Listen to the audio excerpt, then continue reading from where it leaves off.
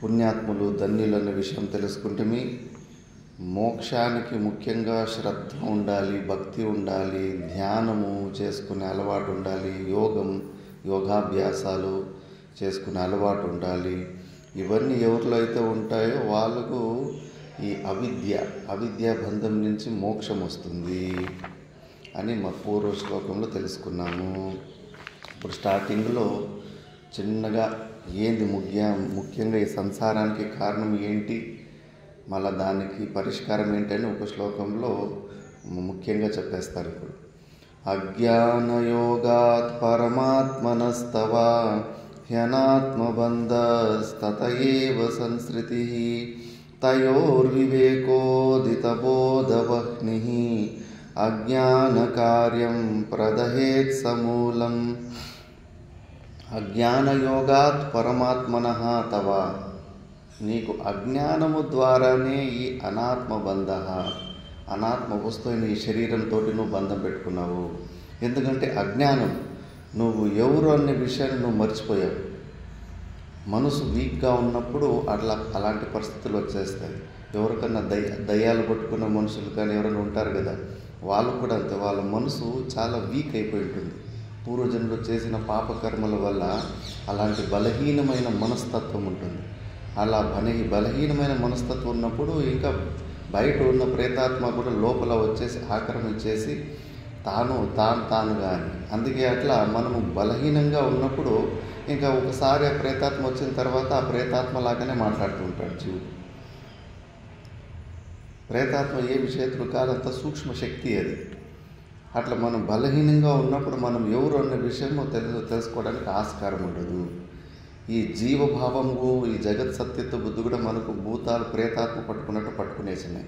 అజ్ఞానమే మూల కారణము. నువ్వు ఎవరు అన్న విషయం నువ్వు మర్చిపోయావు. నువ్వు అది మర్చిపోయిన తర్వాత ఆవరణ శక్తి, విక్షేప శక్తి, నువ్వు సామాన్య జీవుడివి, చచ్చిపుట్టే మనిషివి అని చెప్పేసి నీకు లిమిటేషన్స్ చూపించేస్తూ ఉంటాయి. తయోర్వివేకోదిత బోధవహ్ని. అందుకే ఈ అనాత్మ మళ్ళీ ఆత్మ, ఈ రెండింటి వివేకం ద్వారా ఏదైతే జ్ఞానాగ్ని బయటకు వస్తుందో అది అజ్ఞాన కార్యం ప్రదహేత్ సమూలం. ఆ జ్ఞానమే ఈ అజ్ఞానాన్ని తొలగించగలుగుతుంది. అందుకే ఇక్కడే నువ్వు చెమటలు కార్చుకోవాలనుకుంటే ఇక్కడ కార్చుకో. నువ్వు నీలో ఉన్న అజ్ఞానాన్ని తొలగించుకో. అజ్ఞానం తొలగించుకోవాలనుకుంటే జ్ఞానం కావాలి. అంధకారం పోవాలంటే ప్రకాశం కావాలి. ఇక్కడ ఎక్కువ పరిశ్రమ చేయి. ఇక్కడ నేను నీదు మనసు నిన్ను చేతులు కాలు ఆ సేవ చేయి, ఈ సేవ చేయంటే రెడీగా ఉంటుంది. కానీ కూర్చొని విచారణ చేయి, తత్వం గురించి విచారణ చేయండి. కూర్చొని దీనికి మనసు లేపేస్తుంది, బోరు కొట్టేస్తుంది. ఎందుకంటే ఆ పని చేస్తే ఆ మనసుకి అస్తిత్వం లేకుండా పోతుంది అని చెప్పేసి. కానీ యుద్ధం ఇక్కడే చేయాలి నువ్వు. కాబట్టి నువ్వు జ్ఞానాన్ని పొందాలి. మళ్ళీ శిష్యుడు ఇంకోసారి అడుగుతున్నాడు. కృపయా శ్రూయతాం స్వామిన్ ప్రశ్నోయం క్రియతే మయా యదుత్తరం అహం శ్రుత్వా కృతార్థస్యాం భవన్ముఖా. కృపయ, గురువుల దగ్గరికి ఎప్పుడే కానీ కృపతోటి దయచేసి చెప్పండి అని అడుక్కోవాలంతే కానీ ఏమి ఆర్డర్లు పనిచేయి. ఎవరు ఆర్డర్లు, పరమాత్మని ఆర్డర్ కానీ, వేదం ఆర్డర్ కానీ, ఎవరు ఆర్డర్లు గురువుల మీద పనిచేయి. అందుకే అక్కడ రిక్వెస్టే, అడుక్కోవాలంతే. కృపయా శ్రూయతాం స్వామి, ఓ గురుదేవా నా విన్నపాన్ని వినండి, నా ప్రశ్నలు కొన్ని ఉన్నాయి నాలో. ప్రశ్నోయం క్రియతే మయ. ఈ ప్రశ్నలకు ఉత్తరం వచ్చిన తర్వాత నేను కృతార్థనైపోతాను. మీ ముఖం ద్వారా ఈ ప్రశ్నలకు ఉత్తరం రావాలని అనుకుంటున్నానని చెప్పేసి ఇప్పుడు అడగాల్సిన ముఖ్యమైన క్వశ్చన్లు అడుగుతారు. అక్కడే కానీ ఎవరి దగ్గరన్నా గురువుల దగ్గరికి పోయినప్పుడు ఈ 7 ప్రశ్నలే అడగాలి. పనికిరానివన్నీ ఎన్ని తెలుసుకుంటే ఏం ప్రయోజనము? గురువుగారు మీరు ఎక్కడ పుట్టారు, ఏం చదివారు, ఎందుకు ఇల్లు వదిలిపెట్టారు, ఇవన్నీ పనికిరాని ప్రశ్నలు అడగకూడదు. మనకు అవసరమైంది మోక్షం గురించి ఈ 7 ప్రశ్నలే గురుగారి దగ్గరికి అడగాలి. ఇంకా అవధూతులైతే కానీ వాళ్ళు ఇలాంటి ప్రశ్నలు అడిగితే కానీ విచిత్రమైన ఘోరమైన ఉత్తరాలు ఇచ్చేస్తారు. మళ్ళీ అవి తట్టుకోలేము మళ్ళీ మనం. అందుకే ఈ ప్రశ్నలే అడగాలి. ఇది మెయిన్. ఈ వివేక చూడమనికి పునాది శ్లోకం ఇది. కో నామ బంధః కథమేషాగతః కథం ప్రతిష్టాస్య కథం విమోక్షః కోసావనాత్మా పరమాత్మా తయోర్వివేకః కథమేతదుచ్యతాం. 7 ప్రశ్నలు అడిగేశాడు శిష్యుడు. ఈ 7 ప్రశ్నల ఉత్తరం ముందున్న వివేక చూడమని. కోనామ బంధః, బంధం అంటే ఏంటి? ఇప్పుడు ఇన్ని సంవత్సరాల నుంచి మీరు సత్సంగాలు అవి ఉంటారు కదా, బంధం అంటే ఏంటో చెప్పండి. ఏమన్నా ఐడియా ఉందా చెన్నారెడ్డి గారు? అజ్ఞానం. అజ్ఞానం అంటే దేని గురించి అజ్ఞానం?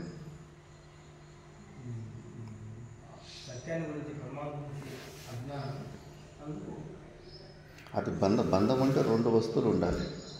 2 వస్తువుల్ని బంధించడం అని. ఆ 2 వస్తువులు ఏమి?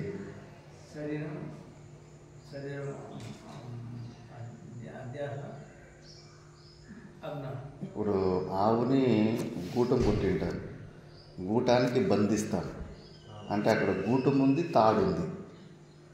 గూటం ఉంది, ఆవు ఉంది. ఆ గూటాన్ని ఆవుని తాడుతోటి బంధిస్తాం. అట్లా ఇక్కడ 2 వస్తువులు ఏమి? ఆ 2 వస్తువుని ఏ తాడుతో బంధించాలి మనలో?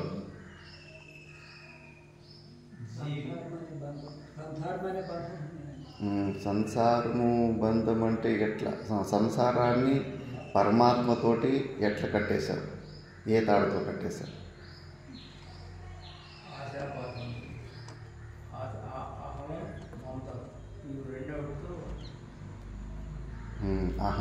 అహం మమం అనేది తాడు. అహంభావము మమభావం ఇది తాడు. 2 వస్తువులు ఏమి? దేన్ని కట్టేశారు? జీవిని అజ్ఞానంతో కట్టేశావరా?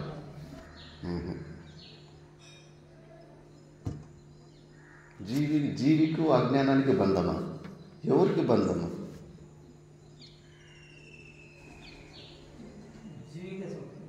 జీవే అజ్ఞానము. ఇంకా జీవే అజ్ఞానం ఉన్నప్పుడు జీవికేమి?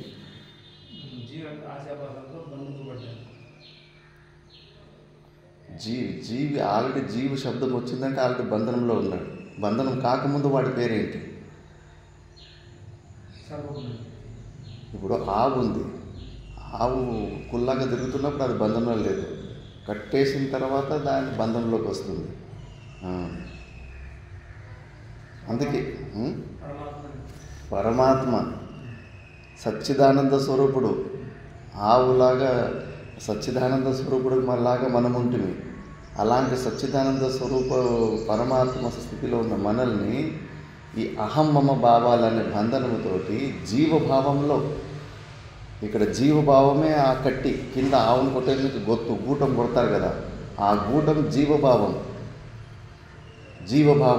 ఆ జీవభావముకి మనము ఆవు స్థానంలో ఆ పరమాత్మ. ముందు ఆ తాడు కట్టక ముందు స్వేచ్ఛగా తిరుగుతుంటుంది ఆ పరమాత్మ. ఏ బంధం లేకుండా నిర్గుణ నిరాకార స్వరూపంలో ఉంటాడు. అలాంటి పరమాత్మ స్వరూపంలో ఉన్న మనల్ని ఆ జీవభావం గూటానికి ఈ అహం మమ భావాలనే ఈ తాడుతోటి కట్టేసుకున్నాం. మనమే స్వయంగా ఆ పని చేసుకున్నాం. ఇది బంధనం. మనమే ప్రయత్నం చేయాలి, మనమే తెలుసుకోవాలి. అందుకే బంధనము ఇది అహం మమ భావ. ఈ శరీరాలతోటి మనము కాని శరీరాలతోటి మనం సంబంధం పెట్టుకున్నాం. ఎందుకు పెట్టుకున్నాము అని ప్రశ్న వేసుకుంటే అజ్ఞానం వల్ల. ఆ తప్పులు స్వాభావికంగా మాయలో జరుగుతూ ఉంటాయి. ఇప్పుడు కళ్ళద్దాల తీసి ఇక్కడ టేబుల్ మీద పెట్టి ఉంటాం, కళ్ళ దగ్గర చూసి ఉంటాము. చూసి ఉండి కూడా అక్కడ లేవు అని అనిపిస్తుంది. మళ్ళీ ఆ చుట్టుముట్టు అంత రూమ్ అంతా ఎదుగుతూ ఉంటాం. నువ్వు కళ్ళదార చూస్తే కూడా అక్కడ నీ కళ్ళద్దాలు ఉన్నాయనే విషయం నీకు తెలియలేదు. నీకు దాని మీద ఏం బట్ట కూడా ఏం కప్పలేదు, ఏ ఆవరణం కూడా కప్పలేదు, ఆయన కూడా కనిపించలేదు. అది దాన్నే ఆవరణ శక్తి అంటారు. మనం అలాంటి ఆవరణ శక్తి ద్వారా అసలైన వస్తువుని మర్చిపోతాము. ఇంకా అది లేదు అన్న విషయం తెలిసినప్పుడు అద్దము నా దగ్గర, కళ్ళద్దాలు నా దగ్గర ఉన్నాయంటే వాడు మంచిగా హాయిగా కూర్చున్న చోట రిలాక్స్గా ఉంటాడు. నా దగ్గర అద్దం లేదు అంటే ఆ అద్దాన్ని పొందడానికి అటు ఇటు తిరిగి చేతులు కాళ్ళు ఆడించి పరిశ్రమ ఎక్కువ చేసుకుంటాడు. ఇప్పుడు మనం చేతులు కాళ్ళు చెమటలు ఎందుకు కారుస్తున్నాం? నేను సుఖంగా ఉండాలని. నా దగ్గర సుఖం లేదు, అందుకే నాకు సుఖం కావాలి అని నా దగ్గర సుఖం లేదనుకోవడం వల్లనే సుఖం కావాలని చేతులు కాళ్ళు చెమటలు మంగిస్తున్నాం. అరే నువ్వు వెతుకుతున్న ఆనందం నీ దగ్గరే ఉంది నాయన, ఊరికి కూర్చో, నువ్వు మంచి పద్మాసన ధ్యానం వేసుకొని సమాధి స్థితికి పో, నువ్వు ఊరికి నీ దగ్గర సుఖం లేదని బయట ఎదుర్కొంటున్నావు. నీ దగ్గరే ఉంది ఆ సుఖం, అది నువ్వే ఆనంద స్వరూపమై ఉన్నావు అని శాస్త్రం చెప్తా ఉంటుంది. తెలీదు అతనికి. లేకపోతే ఊరికి ఏందో ఉదయం నుంచి సాయంత్రం వరకు ఊగుతానే ఉంది శరీరం, చేతులు కాళ్ళు ఆడిస్తూనే ఉన్నాం. ఎందుకు ఆడిస్తున్నాం? ఎందుకు కష్టపడుతున్నాం? సుఖంగా ఉండాలని, దుఃఖాన్ని తొలగించుకోవాలని, సుఖంగా ఉండాలని. నా దగ్గర సుఖం లేదు అని నిర్ణయం చేసుకున్నందుకు బయటకి సుఖాన్ని ఎదుర్కొంటున్నాం. అందుకే నిర్వికల్ప సమాధి స్థితిలో ఉన్న యోగులు ఎందుకు కదలరు? కూర్చున్న చోటే 10 సంవత్సరాలు 15 సంవత్సరాలు ఎందుకు కదలకుండా కూర్చుంటారు? ఎందుకంటే వాళ్ళ దగ్గరే సుఖం ఉందన్న విషయం వాళ్ళకి తెలుసు, మనకు తెలియదు. పుస్తకాలు చదివి వింటున్నా కూడా మనకు తెలియదు. ఇంకా బయటనే చేతులు కాళ్ళు చెమటలు పంగిస్తూనే ఉన్నాం. ఊగుతుంటే జీవుడు, ఊపుకుంటే దేవుడు. ఇది అంత రహస్యం. పుస్తకాల ద్వారా, ప్రవచనాల ద్వారా విన్న తర్వాత కూడా ఇంకా బయటనే శరీరంలో నిష్క్రియ తత్వానికి పోలేకపోతున్నాం. అవును, అది ఆ శ్లోకం వస్తుంది ఇప్పుడు. 4-5 శ్లోకాల ద్వారా మంచిగా దాన్నే చెప్తారు ఇప్పుడు. అందుకే ఫస్ట్ బంధం అంటే ఏంటని సరిగ్గా బాగా బుర్రలో కూసబెట్టాలి. ఇప్పుడు పగులు పుస్తకాన్ని ఎవరిని చదువుతుంటారు, నాయన నువ్వు పుస్తకాన్ని దేని ద్వారా చదువుతున్నావు అంటే ఏం చెప్తారు మీరు? పుస్తకాన్ని మనం దేని ద్వారా చదువుతాం చెప్పండి నాయన? కాదు, పుస్తకాన్ని ఇప్పుడు నేను దేని ద్వారా చదువుతున్నాను?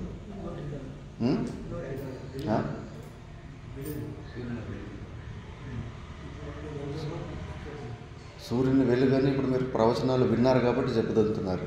సామాన్యంగా ఎవరైనా అడిగితే కానీ పుస్తకాన్ని నువ్వు దేని ద్వారా చదువుతున్నావు అంటే కళ్ళు ద్వారా అంటారు. కంటి ద్వారా కదా, చెవుల ద్వారా చదువుతామా? కళ్ళు ద్వారానే కదా పుస్తకాన్ని చదివేది. కంటి ద్వారా కాదు. గుట్టోడు చదవగలడా? కంటి చూపు ఉన్నోడు చదవగలడు.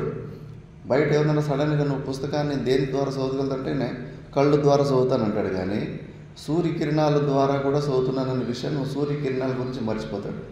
రాత్రి అంధకారంలో కళ్ళు ఉంటే పుస్తకం ఉంటే చదవగలవా? నీ కళ్ళు ఉంటే పుస్తకం ఉన్నా కూడా చదవలేవు. వెలుతురు కూడా అవసరము. ఎట్లా ఇప్పుడు ఆ సూర్యుని కిరణాలని మనము మర్చిపోతామో, అది ఉంది, సూర్యకిరణాలు అనేది ఒకటి ఉంది అనేది మనం మర్చిపోయేసి ఎవరిని అడిగితే పుస్తకం నువ్వు దేని ద్వారా చదువుతావు నాయన అంటే కళ్ళు ద్వారా చదువుతానంటాడు వాడు. అరే వెలుతురు ద్వారా కూడా చదువుతున్నావు నువ్వు. ఎట్లా వెలుతురుని మనం మర్చిపోతామో మనలో కూడా అలాంటి వెలుతురు ఉంది. లోపల చైతన్యం, పరమాత్మ స్వరూపం, సచ్చిదానంద స్వరూపం.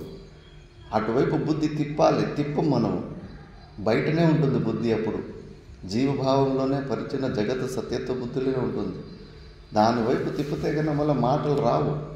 మూగోడైపోతాడు, మళ్ళీ ధ్యానంలోకి వెళ్ళిపోతాడు. బయటకు తిప్పితే కన్నా ఇంకా పడబడాని ఇంకా అన్ని వ్యవహారాలు శరీరం ఊగుతూ ఉంటుంది. కాబట్టి అలాంటి ఆవరణ శక్తిని, మన స్వరూపం గురించి మనము మర్చిపోవడమే అజ్ఞానం. మనం ఎవరు అన్న విషయము గడిగిన సెకండ్ మర్చిపోతూ ఉంటాం.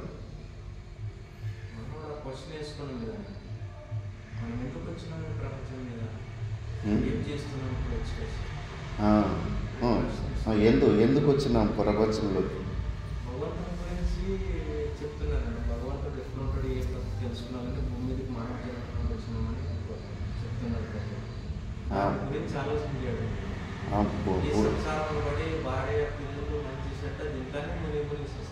అవును, ఎందుకు వచ్చినామంటే కానీ పూర్వజన్మలు చేసుకున్న పుణ్య పాప కర్మల వల్ల వచ్చినాం.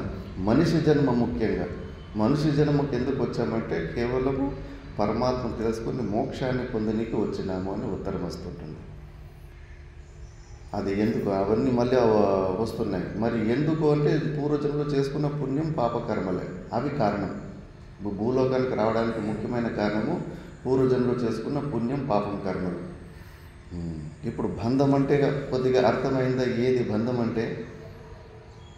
మనలో ఉన్న సచ్చిదానంద స్వరూపమైన పరమాత్మ స్వరూపాన్ని మర్చిపోయేసి మనము కానీ అనాత్మ వస్తువులు, పాంచభౌతికమైన వస్తువులు ఇదే నేను అని అనుకుంటున్నాను.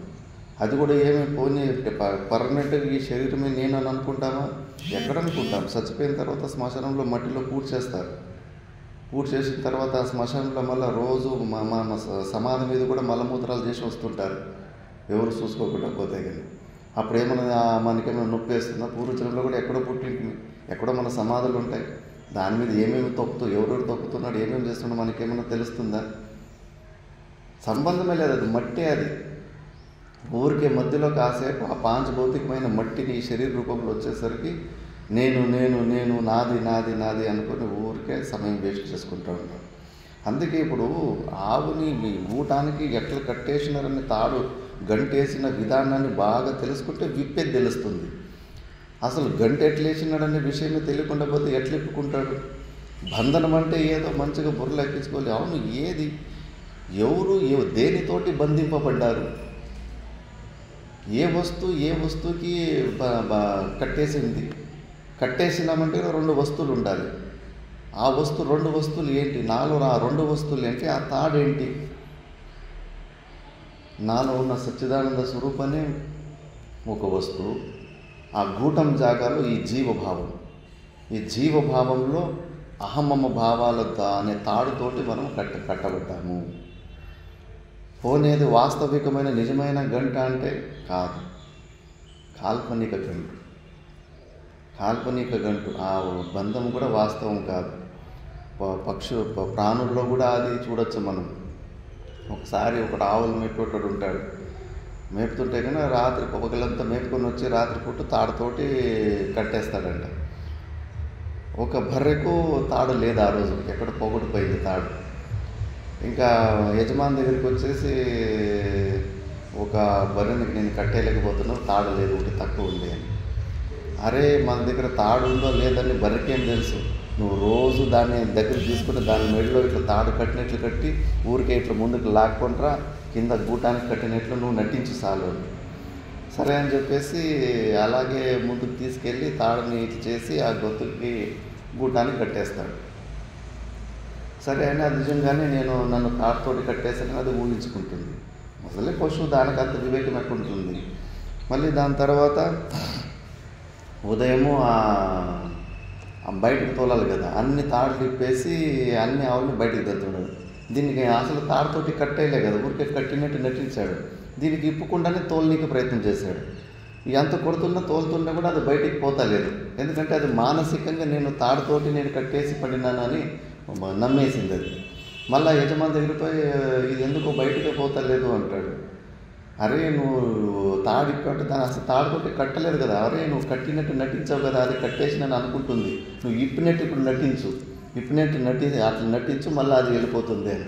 సరే అని ఇప్పినట్టుగా ఊరికి అట్లా నటిస్తాడు, అప్పుడు అది లేచి వెళ్ళిపోతుంది.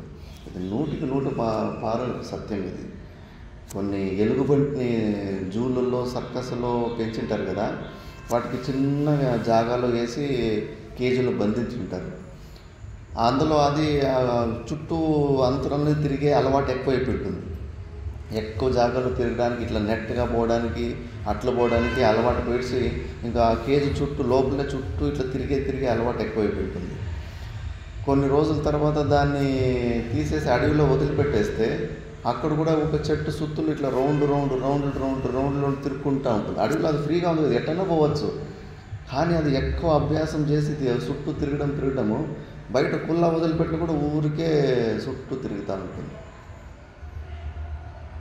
మరి అక్కడ ఆ తాడుతోటి కట్టినట్టు, తాడుతోటి విప్పినట్టు ఆ బర్రె ఏమైతే అనుకుందో, ఆ బంధం నిజంగానే తాడుతోటి కట్టేసరి లేదు, లేకపోయినా కట్టినట్టు భావిస్తుంది. మనం కూడా అంతే. మనం కూడా మనలో ఉన్న సచ్చిదానంద స్వరూపుని జీవభావంకు ఉన్న సంబంధము అలాంటి కాల్పనిక సంబంధమే, వాస్తవికమైన బంధం కాదు. వాస్తవికమైన బంధాలు ఏదైనా ఉంటే వట్టి జ్ఞానం ద్వారా పోవు.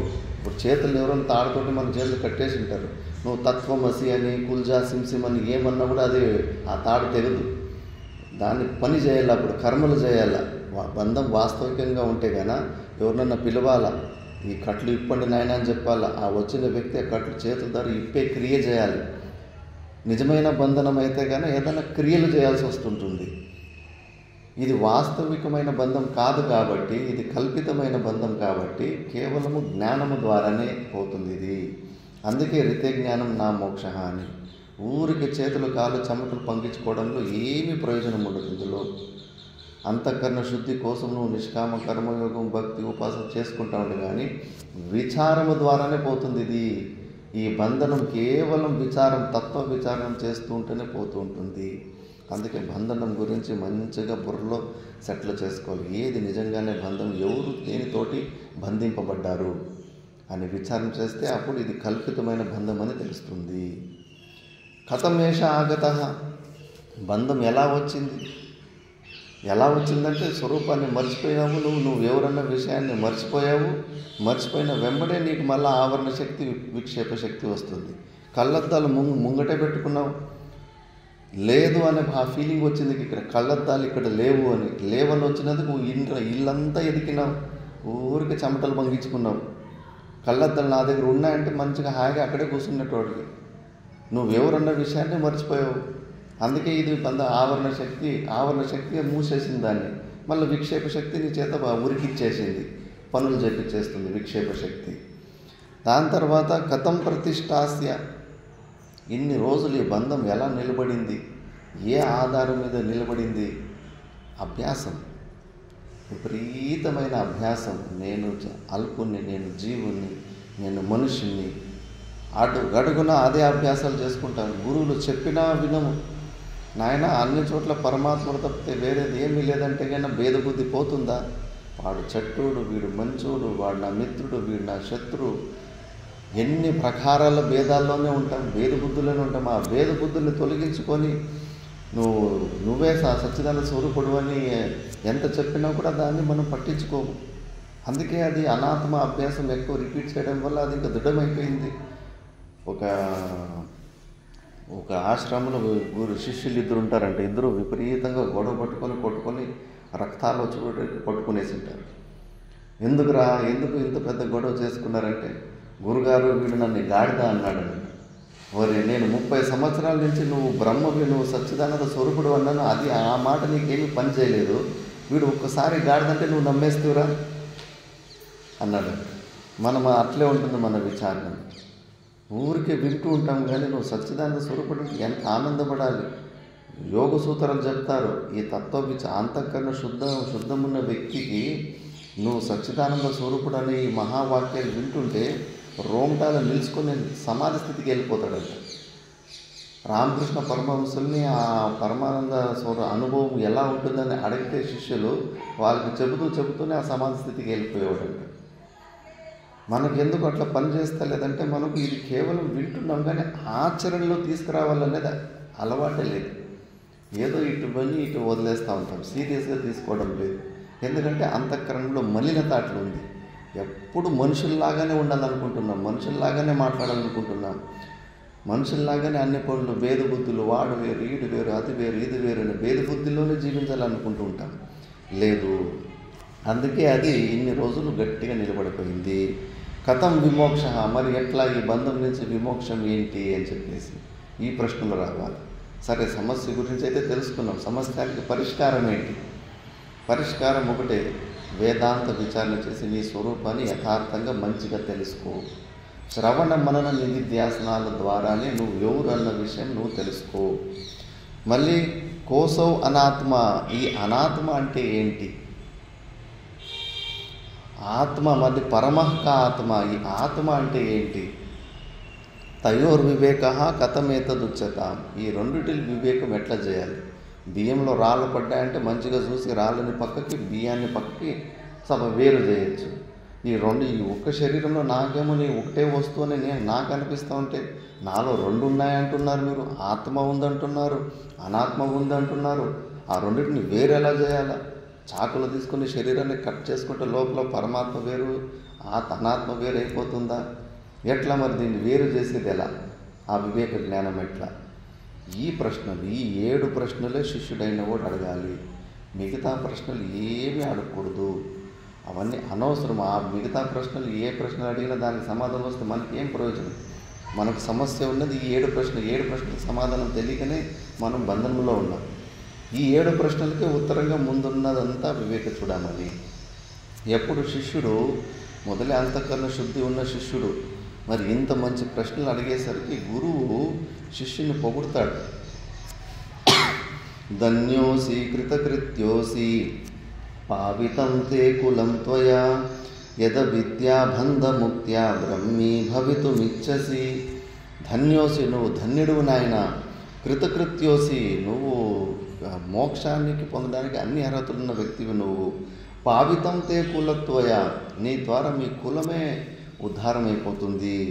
యద్ అవిద్యాబంధాన్ముక్త్యా బ్రహ్మీ భవితుమిచ్చేసి, అవిద్యాన్ని తొలగించుకొని బ్రహ్మభావంలోకి వెళ్ళాలనుకుంటున్నావు, మోక్షాన్ని పొందాలని అనుకుంటున్నావు కదా.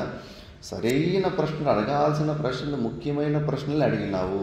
పనికిరాని ప్రశ్నలు నువ్వు అడగలేదు, మెయిన్ ప్రశ్నలు అడిగినావు. నువ్వు సామాన్యుడు కాదు. ఇక్కడ ఇలాంటి ప్రశ్నలు అడగడానికి కూడా ఒక యోగ్యత ఉండాలి, ఒక అర్హత ఉండాలి. లేకపోతే కానీ ఎవరు వచ్చి నా దగ్గరకు వచ్చి సామాన్యంగా ఇలా డైరెక్ట్గా ఈ టాపిక్ల గురించి ప్రశ్నలు అడిగినే అడుగు. అంతా ఎట్టట్టు ఏదో కథలు పురాణాలు అట్లా ఉంటారు. కానీ అసలు బంధనం అంటే ఏంటి, నాకున్న సమస్య దుఃఖం, నాకు దుఃఖం ఎలా వస్తుంది, ఈ దుఃఖాన్ని ఎలా తొలగించుకోవాలని డైరెక్ట్ పాయింట్కి అడగడం కూడా రాదు, ప్రశ్నలు అడగడం కూడా రాదు. అందుకే కొన్ని మా ఉపనిషత్తుల్లో ఉన్నాయి. ఈ బ్రహ్మ విచారం ఎంత పుణ్యాన్ని ఇస్తుందని చాలాసార్లు చెప్పాను ఈ శ్లోకం. కులం పవిత్రం జననీ కృతార్థా విశ్వంభరా పుణ్యవతీ చ తేన అపార సచ్చిత్ సుఖసాగరేస్మిన్ లీనం పరే బ్రహ్మణి యస్య చేతః. ఎవరి మనసు ఈ బ్రహ్మలో లీనమైపోయి ఉంటుందో వాళ్ళ కులం పవిత్రమైపోతుంది. జననీ కృతార్థ, తల్లికి ఆటోమేటిక్గా మోక్షం వచ్చేస్తుంది. మనం మన వాళ్ళ కోసమే కదా బాధపడుతూ ఉంటాం. మా అమ్మ బాగుండాలి, మా నాన్న బాగుండాలి, నా పిల్లలు బాగుండాలి, నా మనముళ్ళు బాగుండాలి. మరి వాళ్ళందరూ బాగుండాలంటే నువ్వు మోక్షాన్ని పొందాలి. నీ మనసు నువ్వు బ్రహ్మలో కంప్లీట్గా లయం చేసుకోవాలి. అప్పుడు 7 తరాలు వెనుకకి 7 తరాల ముందుకి అందరికీ మోక్షం వచ్చేస్తుంది. నువ్వు ఒక్కడు కష్టపడుతుంది. మరి వాళ్ళకి చిన్న పూట ఈ భూలోకంలో ఉన్న ఆనందాన్ని ఇస్తావా, లేదా పర్మనెంట్గా మోక్షాన్ని ఇస్తావా? అలాంటి పెద్ద పనులు చేయాలి కదా. చిన్న చిన్న పనులు ఏం చేస్తావు? భూలోకంలో నువ్వు ఏమి ఇవ్వగలవు మీ వాళ్ళకి? సరిగ్గా మంచి భోజనం ఇచ్చే మంచి వ్యవస్థను కూడా చేయలేము మనం పిల్లలకి. మరి వాళ్ళకి కంప్లీట్గా దుఃఖాలను తొలగించే అవకాశం మనకి ఇప్పుడు వచ్చింది. మనం గట్టిగా మంచిగా నియత్తుగా సాధన చేసి మన మనసుని బ్రహ్మలో లయం చేస్తే 7 తరాలు వెనక్కి 7 తరాల ముందుకి ఇంతమంది తరించిపోతారు. శ్రీమద్ భాగవతంలో అయితే 21 జనరేషన్లు అంటారు. 21 తరాలు వెనక్కి 21 తరాల ముందుకి ఇంతమంది తరించిపోతారని భాగవత రహస్యంలో శ్రీమద్ భాగవతంలో చెప్తుంది శ్లోకం. కాబట్టి ఇలాంటి పనులు చేయాలి కదా. మరి ఇంకో ఉపనిషత్తు ఉంది, దీన్ని చాలాసార్లు చెప్పాను. ఒక్క క్షణము బ్రహ్మ విచారం చేస్తే ఎంత పుణ్యం ఉంటుంది అని చెప్పేసి. స్నాతం తేన సమస్త తీర్థ సలిలే సర్వాపి దత్తావని యజ్ఞానాంచ సహస్రమిష్టమఖిల దేవాశ్చ సంపూజితాః సంసారాచ్చ సముద్ధృత స్వపితరస్ త్రైలోక్య పూజ్యోప్యసౌ యస్య బ్రహ్మ విచారణే క్షణమపి స్థైర్యం మన ప్రాప్నుయాత్. ఒక్క క్షణం ఎవరన్నా బ్రహ్మ విచారణం చేస్తే వాడికి ఎంత పుణ్యం వస్తుందంటే, స్నాతం తేన సమస్త తీర్థ సలిలే. భారతదేశంలో ఉన్న ఎన్ని పుణ్యనదులు ఉన్నాయి, అన్ని పుణ్యనదులలో స్నానం చేస్తే ఎంత పుణ్యం వస్తుందో, మళ్ళీ సర్వాపి దత్తావని సంపూర్ణ పృథివీని దానం చేస్తే ఎంత పుణ్యం వస్తుందో, యజ్ఞానాంచ సహస్రమిష్టమఖిల కంప్లీట్ కర్మకాండంలో వేదంలో ఉండే యాగ యజ్ఞాదులు ఎన్ని ఉన్నాయి అవన్నింటినీ చేస్తే ఎంత పుణ్యం వస్తుందో, అఖిల దేవతాశ్చ సంపూజితా అన్ని దేవతల్ని పూజ చేస్తే ఎంత పుణ్యం వస్తుందో, సంసారాంచ సముద్రితా స్వపితరస్ పితృదేవతలు ఉద్ధారం అవుతారు, మళ్ళీ పితృదేవత ఆశీర్వాదం కూడా మనకు కలుగుతుంది. ఒక్క క్షణము బ్రహ్మ విచారం చేస్తే ఇంత మహాపుణ్యం వస్తుంది. మనము గంట సేపు కూర్చున్నప్పుడు ఒక్క క్షణం ఎన్నో క్షణాలు మనం పరమాత్మ గురించి మన బుద్ధిపై అక్కడ లక్షితం చేస్తూ ఉంటుంది. కాబట్టి ఈ తత్వ విచారంలోనే అంత మహాపుణ్యం ఉంటుంది. ఆ తత్వ విచారం చేస్తుంటే నువ్వు కూర్చున్న చోటికి అన్నీ వస్తూ ఉంటాయి. ఏమి మళ్ళీ బయట ఎక్కువ ప్రయత్నాలు చేయాల్సిన అవసరం లేదు. ఆ పుణ్యం పవర్ అట్లా ఉంటుంది. ఎక్కడెక్కడ ఈ వేదాంత విచారం జరుగుతుందో, మేము చదువుకున్న ఆశ్రమాలు కానీ, గురు ఆశ్రమం కానీ, వాళ్ళు బయటకి ప్రయత్నాలే చేయరు. వాళ్ళు కూర్చున్న చోటికి అన్ని ప్రకారాల వ్యవస్థలు కూడా వచ్చేస్తూ ఉంటాయి. అంత మహాపుణ్యం, దీని ద్వారా అంత మహాపుణ్యం ఉత్పత్తి అవుతూ ఉంటుంది. ఈ జాగానే పవిత్రమవుతూ ఉంటుంది. రోజు ఇలాంటి స్వాధ్యాయం జరుగుతూ ఉంటే జాగా పవిత్రమవుతూ ఉంటుంది, మనుషులు పవిత్రమవుతూ ఉంటారు, మహాపుణ్యం వస్తూ ఉంటుంది. అందుకే శిష్యుడా, నువ్వు చాలా బుద్ధివంతుడు నాయన, ఎంత మంచి ప్రశ్నలు నువ్వు అడిగినావు. మరి నువ్వు అడిగిన వస్తువు ఎలాంటిది? నా విషయ భోగే భాగ్యం యోగ్యం కలు ఎత్ర జంతు మాత్రమపి బ్రహ్మేంద్ర రుద్ర మృగ్యం భాగ్యం విషయేషు వైరాగ్యం. నీకు వైరాగ్యం వచ్చినందుకే కదా ఈరోజు ఈ ప్రశ్నలు అడుగుతున్నావు, మోక్షాన్ని పొందాలని చెప్పేసి. ఆ వైరాగ్యం ఎంత కష్టమైన వైరాగ్యాన్ని బ్రహ్మ ఇంద్ర దేవతలు కూడా ఆ వైరాగ్యాన్ని నేను పొందాలని తరిస్తూ ఉంటారంట. ఎప్పుడప్పా నాకు ఆ వైరాగ్యం వస్తుంది అని.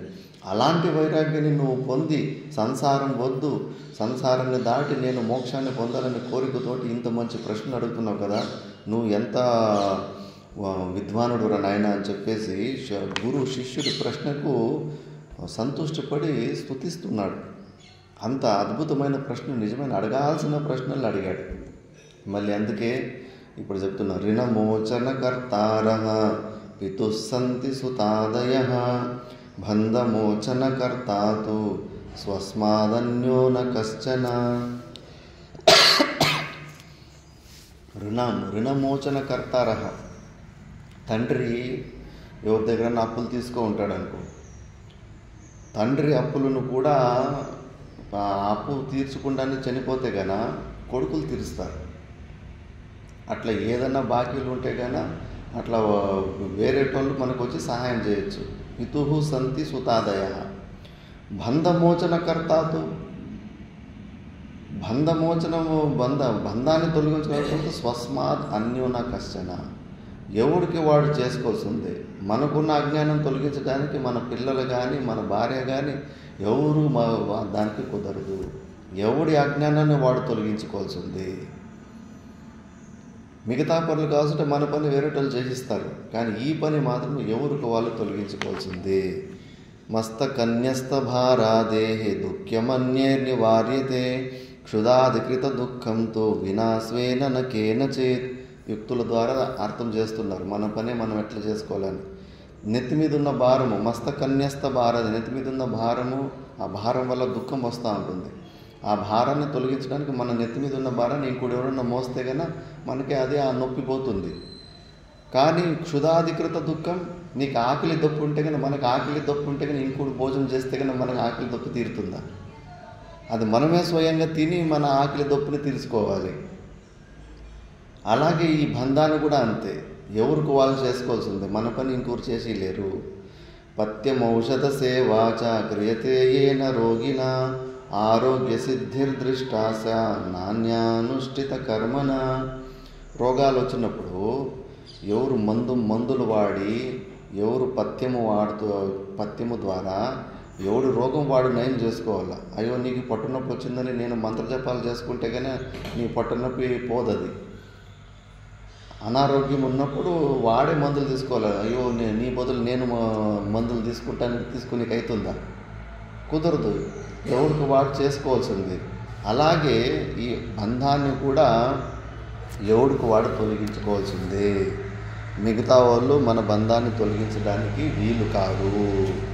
అందుకే వస్తుస్వరూపం స్ఫుటబోధ చక్షుష స్వేనైవ వేద్యం నతు పండితేన చంద్రస్వరూపం నిజ చక్షుషైవ జ్ఞాతవ్యమన్యైరవగమ్యతే కిం.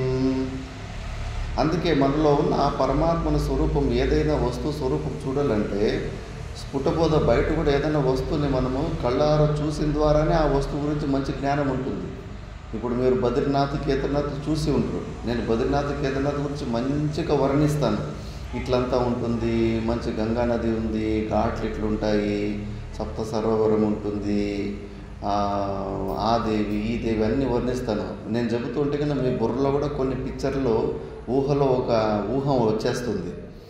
కానీ మళ్ళీ మీరు అక్కడ పోయి చూసిన తర్వాత మీరు ఊహించుకున్న దానికి అక్కడ యథార్థంగా చూసినది చాలా డిఫరెన్స్ ఉంటుంది. అట్లా ఏదన్నా వస్తువు గురించి ఎవరు ఎంత చెప్పినా కూడా నువ్వు కళ్ళారా యథార్థంగా చూసే దాన్ని స్పష్టంగా తెలుసుకోగలుగుతావు. అలాగే పరమాత్మ గురించి కూడా అంతే. గురువులు కానీ మిత్రులు కానీ ఎవరు ఎంత చెప్పినా కూడా అట్లా అస్పష్ట రూపంలోనే ఉంటుంది. నీకు నువ్వు స్వయంగా నీలో ఉన్న పరమాత్మ స్వరూపాన్ని చూసుకున్న రోజు అది స్పష్టమవుతుంది. అందుకే చంద్రస్వరూపం నిజ చక్షుసైవ. రాత్రిపూట చంద్రుడు కనిపిస్తున్నప్పుడు నీ నిజ కళ్ళ ద్వారా నువ్వు చూసుకోవాలి. మిగతా వాళ్ళ అవసరం ఏముంటుంది? మిగతా వాళ్ళు చూసి చంద్రుడు అట్లున్నాడు ఇట్లున్నాడు అని చెప్పాల్సిన అవసరం ఏముంటుంది? నీకు కూడా మిగతా వాళ్ళకి కనిపిస్తున్నట్టు నీకు కూడా ఆ చంద్రుడు కనిపిస్తున్నాడు. అలాగే సచ్చిదానంద స్వరూపుడు అంతటా వ్యాపకంగా ఉన్నాడు. కాబట్టి అందుకే చాలామంది పుస్తకాలు చదివి ఉపదేశాలు వినేసి నేను పరమాత్మను తెలుసుకున్నానని అంటారు. మా గురుగారు అన్నారు, ఇది నువ్వు తెలుసుకున్న నీ దగ్గర ఉన్న జ్ఞానము అప్పు జ్ఞానం, అది నువ్వు నీ సొంతం చేసుకోవాలని మేము తిట్టేవారు. మనకనిపి భ్రాంతి ఐక్యతం నేను తెలుసుకునేసాను పరమాత్మను గురించి అని చెప్పేసి. అట్లే ఇప్పుడు ఎట్లా నేను మీరు చూడని జాగా గురించి, కేదార్నాథ్ గురించో బద్రీనాథ్ గురించో రిషికేశ్ గురించి చెప్తే ఎలాంటి జ్ఞానం ఉంటుందో అలాంటి జ్ఞానమే ఉంటుంది పరమాత్మ గురించి కూడా. సొంతంగా వాళ్ళు అజ్ఞానాన్ని తొలగించుకొని చూసుకోకుండా పోతే కానీ. అందుకే ఇది ఎవరికి వాళ్ళు చేసుకోవాల్సి ఉండేది. అవిద్య కామకర్మాది పాశబంధం విమోచుతం కశక్నుయాద్ వినాత్మానం కల్పకోటి శతైరపి. ఈ అవిద్య నుంచి వచ్చిన ఈ అనాత్మతోటి మనకి శరీరాలతోటి బంధం ఏదైతే ఉందో దీన్ని తొలగించడానికి ఎవ్వడికి ప్రపంచంలో సాధ్యం లేదు. స్వయంగా కల్పకోటి శతైరపి, ఎన్ని శతకోటి జన్మలైనప్పటికీ కూడా ఎవరికి వాళ్ళు చేసుకోవాల్సి ఉంది. ఒకసారి మేము చదువుకున్న ఆశ్రమంలో మహాపురుషుడు చోటా మహారాజ్ అని ఒక సిద్ధ పురుషుడు ఉంటాడు. ఆయనకు కూడా మంచి సేవకుడు, బాగా సేవ చేసి ఉంటాడు 10-15 సంవత్సరాలు అట్లా. ఆ సేవకు మెచ్చి ఆయన, నాయనా నీ సేవకు నేను మెచ్చినాను, నువ్వు అడుగు, నీకు ఏం కావాలో కొడుకు అడుగు, నేను ఇచ్చేస్తాను, ఆఖరికి మోక్షం కావాలన్నా కూడా ఇచ్చేస్తాను అంటాడు. కానీ అతడు మోక్షం కావాలని అడగలేదు. ఇంకొన్ని రోజులు మీ శరీరం ఇలాగే స్వస్థంగా ఉంటే చాలని అడిగాడు. అప్పుడు విచారణ బాగా వీడు పండితులకంతా తల తిరిగిపోయింది. అయ్యో, శాస్త్రం చెబుతుంది ఇది ఎవరు మోక్షం అనేది ఒకరు ఇచ్చేది కాదు, ఎవరికొరు అజ్ఞానాన్ని తొలగించుకొని పొందేది, ఇది బిస్కెట్ ఇచ్చినట్లు ఇచ్చేది కాదు మోక్షం ఇది అని మళ్ళీ ఒక పండితులంతా కలిసి, కాదు గురుగారు, శాస్త్రం చెబుతుంది ఉపదేశం ఇచ్చే వరకునే గురువు పని అంతే, దాని తర్వాత వాడు శిష్యుడు వాడంతకు వాడు అజ్ఞాన ఆవరణను తొలగించుకుంటే అది వస్తుంది. మోక్షాన్ని ఇంకొకరికి ఎలా ఇవ్వగలుగుతారు అని. అప్పుడు నేను మోక్షాన్ని ఇస్తానంటే కానీ వాడిలో ఫస్ట్ అంతఃకరణ శుద్ధిని కలిగించి ఉపదేశాన్ని ఇచ్చి ఆ ఉపదేశము ద్వారానే మోక్షాన్ని ఇప్పిస్తానని చెప్పాను. డైరెక్ట్గా అట్లా ఇవ్వనీకి రాదు మోక్షము అని క్లారిటీ ఇచ్చారు. మళ్ళీ కాశీ మరణాత్ పునర్జన్మ అంటారు, మోక్షం అంటారు. మరి ఏమి సాధన చేయకుండా ఊరికి వట్టిగా పోయి కాశీలో పోయి శరీరాన్ని వదిలిపెట్టేస్తే చాలు మోక్షం వచ్చేసిందని. మరి అక్కడ జ్ఞానము అవసరమేమొచ్చింది అని పూర్తిగా చదువురు పురాణాలు. అక్కడ నియమంతో ప్రతిరోజు ఆ శివలింగానికి జలాభిషేకం చేస్తుండాలి. కాశీలో ఉన్న రోజు గంగా స్నానము, ఉదయము సాయంత్రము గంగా స్నానము చేసి ఆ అభిషేకం చేస్తూ అలా జీవించి ఎవరైతే శరీరాన్ని వదిలిపెడతాడో వాడికి ఎట్లా మోక్షం వస్తుంది. ఊరికి నీ రూమ్లో కూర్చొని అలా ప్రాణం వదిలిపెట్టేస్తే కదా, ఆ నియమాలు కొన్ని ఉండే, ఆ నియమాలు పాటించి అక్కడ జీవించాలి. అలా మళ్ళా ఎవరు శరీరాన్ని వదిలిపెట్టేస్తే అక్కడ కాలభైరవుడు అప్పుడు ఒక క్షణంలో వాడి పాపాలన్నీ అనుభవించేలాగా, కొన్ని క్షణాల్లోనే అనుభవించేలాగా చేస్తాడు. ఆ పాపాలన్నీ అనుభవించిన తర్వాత మళ్ళీ తారక మంత్రాన్ని ఉపదేశిస్తాడు. తారక మంత్రం అది మహావాక్యం. అది ఆ తారక మంత్రం ఉపదేశం వల్ల జ్ఞానము ద్వారానే మళ్ళీ అక్కడ జీవుడు మోక్షాన్ని పొందుతాడు. అక్కడ కూడా జ్ఞానము ద్వారానే మళ్ళీ శిశువు వాడు మోక్షాన్ని పొందాల్సింది. కాబట్టి ఈ జ్ఞాన విచారం ద్వారా ఎవరికి వాడు తొలగించుకోవాల్సింది, వాడిలో ఉన్న అజ్ఞానాన్ని ఎవరికి వాళ్ళు తొలగించుకోవాల్సింది. ఎంత పెద్ద గురువు అయినా కూడా అంతఃకరణ శుద్ధిని ఇప్పించి ఉపదేశం చేసే వరకునే సామర్థ్యం ఉంటుంది. ఇప్పుడు ఆవు నీళ్ళు తాగకుండా పోతే, నీళ్ళు తాగాలని మనము బకెట్ దగ్గరికి తీసుకొస్తాము, నీళ్ళ బకెట్ దగ్గరికి, కుర్తి బకెట్ దగ్గరికి లేదా చెరువు దగ్గరికి. అది ఆల్రెడీ మనకు తెలియకుండా ముందుగానే ఎవరు నీళ్ళు తాపేసి ఉంటే కన్నా మనం దాన్ని మూతిని బలవంతంగా బకెట్లోకి దూరికినా కూడా అది నీళ్ళు తాగదు. మేము చిన్నప్పుడు ఆ పని చేస్తుంటే తాత ఇంట్లో పోయినప్పుడు ఆవులకి మధ్యాహ్నం పూట్ల ఏదో ఫంక్షన్కి బయటకు పోయింటే ఆవులకి నీళ్ళు తాపాలరా అని చెప్పింది. నేను మా అక్కయ్య మాకు తెలియకుండా ముందుగానే ఎవరో వచ్చి నీళ్ళు తాగేసింది. మేము బకెట్ పోయి తీసుకొని పోతాము, అవి నీళ్ళు తాగడం లేదు. మాకేమో ఏడుపు వస్తుంది, ఇవి ఎందుకు మా నీళ్ళు తాగడం. దాన్ని పట్టుకొని బలవంతంగా బకెట్లోకి మూతి వేస్తున్నాం. అది ఎందుకు తాగుతుంది, దాని పొట్ట ఆల్రెడీ నిండి ఉంది. అట్లా ఈ అజ్ఞానం మోక్షం కూడా అంతే. బలవంతంగా మనం ఇంకొకరికి మోక్షం ఇప్పిలేదు, కేవలం ఉపదేశం చేయొచ్చు అంతే. మళ్ళీ వాడికి నేను అజ్ఞానం తొలగించుకొని నేను ముక్తుడు కావాలని అనుకుంటేనే వాడు మోక్షాన్ని పొందుతాడు, లేకపోతే దాన్ని పొందలేకపోతాడు. అందుకే ఇది ఎవరికి వాళ్ళు చేసుకోవాల్సింది. ఊరికి అనవసరంగా, ముఖ్యంగా ఈ భక్తి భావంలో ఉన్నోళ్ళు కాంట్రాక్ట్ భగవంతునికి ఇచ్చేస్తాడు. నాకు ఇవన్నీ చెప్పకండి, నేను భగవంతుని భక్తి చేస్తాను, అంత భగవంతుడు చూసుకుంటాడు. అన్ని కాంట్రాక్ట్లు భగవంతుడు చూసుకొని నువ్వు కష్టపడి నీ అజ్ఞానాన్ని తొలగించుకోవాలి. ఈ కాంట్రాక్ట్ ఎవరికి ఇవ్వలేవు, ఈ కాంట్రాక్ట్ నీకు నువ్వే చేసుకోవాలి. మిగతా కాంట్రాక్ట్లో నీ శరీరం, నీకు తిండి లేదా, నీకు బట్టలు లేవా, నీకు సంపద లేదా, ఇలాంటి కాంట్రాక్ట్ భగవంతుడికి ఇస్తే భగవంతుడు నీకు అవన్నీ ఇప్పిస్తుంటాడు. కానీ నీకు మోక్షం కావాలంటే మాత్రం అది నువ్వు స్వయంగా చేసుకోవాల్సింది. అందుకే నయోగేన న సాంఖ్యేన కర్మణా నో న విద్యయా బ్రహ్మాత్మైకత్వబోధేన మోక్ష సిద్ధ్యతి నాణ్యత. నయోగేన, చాలామందికి విచిత్రమైన ఆలోచనలు ఉంటాయి. యోగ మార్గం వేరు, జ్ఞాన మార్గం వేరు అని చెప్పేసి జ్ఞానులను కూడా యోగులు అంటారు. యోగిలు అంటే కన్నా కేవలం ప్రాణాయామాదులు చేసుకొని అనిమ గరిమాది సిద్ధులు పొందింటారు. తాకత్తు, వాళ్ళకి కెపాసిటీలు ఎక్కువ ఉంటాయి, వాళ్ళని కూడా మినీ ఈశ్వరులు అంటారు. అంత గొప్ప సిద్ధులని మళ్ళీ ప్రపంచంలో ఎన్నో పనులు చేస్తారు. పిల్లలు లేనివారికి పిల్లలు పుట్టేలాగా చేస్తారు, డబ్బులు లేనివారికి డబ్బులు వచ్చేలాగా ఆశీర్వాదం చేస్తుంటారు. అవన్నీ శక్తులు ఉంటాయి. వాళ్ళు కూడా మోక్షాన్ని పొందలేరు. అలాంటి యోగ మార్గం ద్వారా కూడా నువ్వు మోక్షాన్ని పొందలేవు. మనకు తెలియదు, మనకు చమత్కారాలు మహిమలు ఎక్కడ చూపిస్తే కన్నా చాలా గొప్ప అని వాళ్ళ దగ్గర పెట్టి వేల మంది క్యూ లైన్ కట్టేస్తారు. ఇలాంటి తాకతులు, ఎక్స్ట్రాడినరీ శక్తులు ఉన్న వాళ్ళే గొప్ప అనే ఫీలింగ్ మనకు బాగా దక్షిణ భారతంలోనే ఎక్కువ ఉంటుంది. నేను కూడా అలాగే అనుకుంటే, వాళ్ళకు అలాంటి జడ సమాధితోటి అలాంటి సిద్ధులు పొందిన వాళ్ళకు జగత్ సత్యత్వ బుద్ధి ఉంటుంది, జగత్ సత్యం అనే బుద్ధి ఉంటుంది. కేవలం తత్పదార్థ శోధన చేసింటారు. వాళ్ళు చాలా పవర్ఫుల్గా జీవిస్తారు, కానీ వాళ్ళకి ఇంకో యోగితోటి భయం ఉంటుంది. అప్పుడు మహారాష్ట్రంలోనే చాంగదేవుడు అని ఒక యోగి ఉంటాడు, సంత్ జ్ఞానేశ్వరుని ఒక యోగి ఉంటాడు.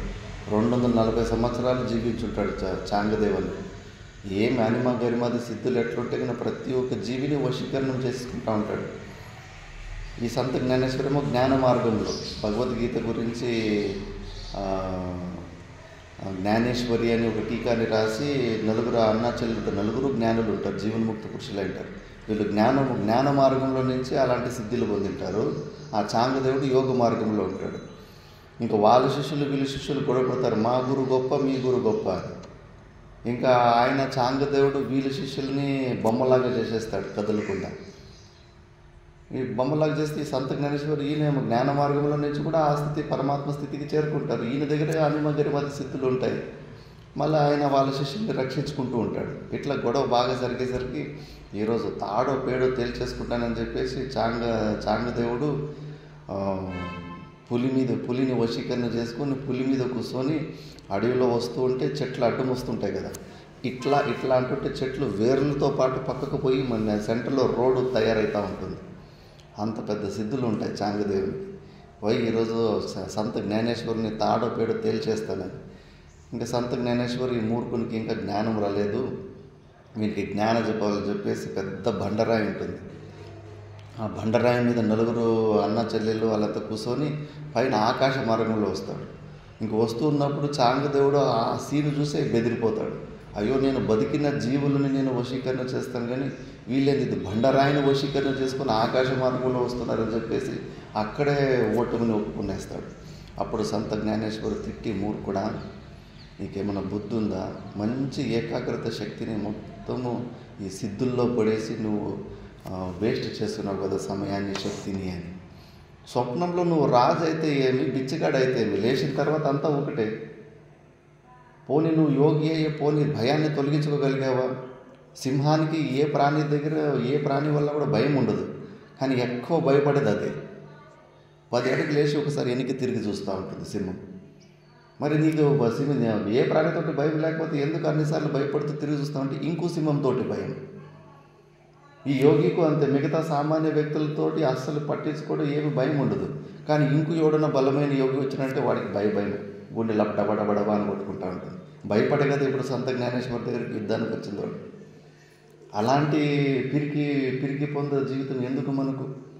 జ్ఞానాన్ని పొందు, మహాధైర్యాన్ని పొందు. నువ్వు జ్ఞానం వల్లనే, వైరాగ్యం వల్లనే ఆ ధైర్యం వస్తుంది. నువ్వు ఈ ప్రపంచంలో ఎంత పవర్ఫుల్ వ్యక్తి కావాలనుకున్నా నీకు ఆ భయం పోదు అని. గోరఖనాథుడని ఈరోజు యోగి ఆదిత్యనాథ్ పరంపర ఉంది కదా, యూపీ చీఫ్ మినిస్టర్, ఆ పరంపర వాళ్ళ స్థాపకుడు గోరఖనాథ్. ఆయన కూడా ఇలాంటి సిద్ధులు పొందేసి గోకర్ణంలో అందరి దగ్గర చూపించుకుంటూ ఉంటాడు తాకత్తుని, పవర్ని. ఒకసారి అల్లమ్మ ప్రభు అటు పోతూ ఉంటాడు. అల్లమ్మ ప్రభు అటు పోతూ ఉంటే, ఏ సన్యాసి ఇటురా అంటాడు. ఒట్టిగా అట్లా బట్టలు వేసేసుకున్నావా లేదా ఏమన్నా సాధన చేసుకున్నావు అంటే, ఏదోలే మా గురుగారు చెప్పిన సాధన చేసుకున్నాలని అల్లం ప్రభు అంటాడు. ఈ కత్తి పట్టుకో అంటాడు. కత్తి పట్టుకుని నన్ను కొట్టు అంటాడు. అల్లం ప్రభు గోరఖనాథ్ని కొడితే శరీరం టన్ అని సౌండ్ వస్తుంది. ఇత్తడిలాగా చేసుకున్నాడు శరీరాన్ని. చూసావా, ఇలాంటి ఏదైనా సాధనలు చేసుకోవాలి, ఒట్టిగా ఎర్రబట్టలు వేసుకొని తిరగటం కాదు, ఇలాంటి సిద్ధులు పొందాలి, అట్లా ఇట్లా అంటాడు. అప్పుడు అల్లం ప్రభు గోరఖనాథ్ చేతికి కత్తిస్తాడు. కత్తి ఇచ్చేసి నువ్వు నన్ను కొట్టు అంటాడు. అరే పిచ్చోడా, నా దగ్గర అయితే సిద్ధులు ఉంటే నాకేం కాదు, నిన్ను కత్తితో కొడితే నువ్వు చచ్చిపోతావు అంటాడు. అయ్యో ఏం పర్వాలేదు, మేము సన్యాసి దీక్ష తీసుకున్నప్పుడు మా పిండ ప్రధానాలు మేము పెట్టేసుకుంటాం, మేము సచ్చిన వాళ్ళమే, నువ్వు పర్వాలేదు నువ్వు కొట్టు అంటాడు. కత్తితోటి కొట్టు చూస్తే గాలిలాగా ఉంటుంది. అల్లం ప్రభు శరీరం గాలిలాగా ఉంటుంది. కత్తి అటు ఇటు పోతుంటుంది కానీ ఏమీ కాదు. అయ్యో ఇదేమి సిద్ధి ఇది, నేను శరీరాన్ని ఉక్కులాగా చేసుకున్నా కానీ ఈయన శరీరాన్ని వాయువులాగా చేసుకున్నాడే అని అక్కడ అహంకారం తగ్గిపోతుంది. అప్పుడు తిడతాడు, మూర్ఖుడా, ఉన్న శక్తిని ఎనర్జీని అంతే పనికిరాని సిద్ధుల్లోనే ఉన్నావు, ఏం ప్రయోజనం? ఇదంతా మిథ్యా జగత్తు. స్వప్నంలో పెద్ద రాజా కావాలి, స్వప్నంలో రాజు అయితేవి, బిచ్చకట అయితేవి, లేచిన తర్వాత అంతా మిథ్యని. ఊరికే పరిగెత్తి పాలు తాగడానికన్నా నిలబడి నీళ్ళు తాగడం శ్రేష్టం అంటారు. ఎవరైనా నీకు అంత దూరం పరిగెడితే నీకు పాలు ఇస్తానంటే కన్నా పరిగెత్తేది ఎందుకు, ఆ పాలు పొందేది ఎందుకు? కూర్చొని నీళ్ళు తాగి సైలెంట్గా ఉండొచ్చు కదా. అలాగే ఊరికి ఈ ప్రపంచంలో మంచి పవర్ఫుల్ వ్యక్తులు కావాలని, తాకత్వర వ్యక్తులు కావాలని పెద్ద కోరిక ఉంటుంది. ఎందుకంటే నీ స్వరూపం గురించి నువ్వు తెలుసుకోలేదు. నువ్వు అల్పుడని నువ్వు అనుకుంటున్నావు. నేను చిన్న సామర్థ్యం ఉన్నోని, పుట్టి సచ్చేటోని అని అల్పునుగా అనుకొని ఆ ఫీలింగ్ నేను గొప్పవాడు కావాలి అని చెప్పేసి అలా ప్రతి ఒక్కరికి నేను పూర్ణుడు కావాలని ప్రయత్నంలోనే ఉంటుంది. స్వరూపం తెలుసుకోకుండానే మనం ఆల్రెడీ పూర్ణంగానే ఉన్నాం, పరమాత్మ స్వరూపులుగానే ఉన్నాం మనము. కాబట్టి ఈ యోగ మార్గాన్ని కూడా ఊరికి కొత్తగా ఇంటి నుంచి బయటకు వచ్చిన వాళ్ళకి అందరికీ దీనివైపే బాగా ప్రేరణ ఉంటుంది. మంచిగా ప్రాణాయామాలు చేసుకొని పెద్ద సిద్ధ పురుషులు యోగులు అయిపోయి మంచి తాకత్తు భక్తులు అయిపోవాలని. నువ్వు ఎంత అజ్ఞానమే, అది ఎంత తాకత్తు అయినా కూడా నీది అజ్ఞానం. జ్ఞానం ముంగట దేనికి పనికిరాదు నీ యోగం. అందుకే నా యోగి అయినా నా సాంఖ్య అయినా, ఇంకో సాంఖ్యులను ఉంటారు, వాళ్ళు జ్ఞానం ద్వారానే మోక్షం అంటారు. కానీ వాళ్ళు కూడా మాయను స్వతంత్రకర్త అంటారు. మాయను స్వతంత్రంగా నీ పనులు చేస్తుంటుంది, నిర్గుణ నిరాకార పరమాత్మని ప్రమేయం లేకుండా. లేదు మేమంటాం మాయ స్వతంత్రకర్త కాదని. ఆ సాంఖ్య మార్గము ద్వారా కూడా మోక్షం పొందలేము. కర్మల ద్వారా కూడా మనము మోక్షం పొందలేము. విద్య అంటే ఉపాసనల ద్వారా కూడా మనం మోక్షాలు పొందలేము. బ్రహ్మాత్మైకత్వ బోధేన జీవ బ్రహ్మ ఐక్య జ్ఞానం, ఈ బ్రహ్మాత్మైకత్వ బోధేన మాత్రం మోక్షం సిద్ధ్యతి, నా అన్యత. వేరే మార్గాలు లేవు. పిచ్చి వాళ్ళంతా బుర్రలు పాడు చేసి పెట్టినారు చాలామంది.